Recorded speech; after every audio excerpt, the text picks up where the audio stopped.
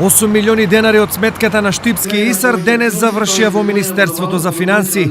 Значи, јавното предпријатие ИСАР денес ја плати последната рата, последната обврска од кредитот кон Европската банка од 8 милиони денари. Парите ги уплативме во Министерството за финансии, кои подоцна ќе бидат проследени во Европска банка.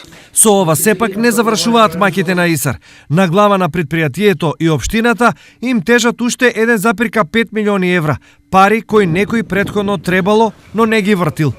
Се надеваме дека на време ќе ги сервисираме и ќе го сервисираме и овој долг. Ние максимално штедиме и сме приориентирани кон спроведување на програмата наша и нашите проекти. Од ИСАР се оптимисти дека она што го имаат за плаќање нема да го поремети нивното нормално работење, а за работа годинава приоритет се водоводот и канализацијата на улица Христијан Карпош и населбата Балканска, но и Исто така изведба на фекална канализација во населба Балканска ќе извршиме, реконструкција на општата Машка бања, уредување на кеот на река Отиња од мостот кај кулите, значи овде од мостот кај полицијата, па се до судот, воведување на нови содржини во парк Кертеке, од жардинерско уредување на булеварот на улица Партизанска.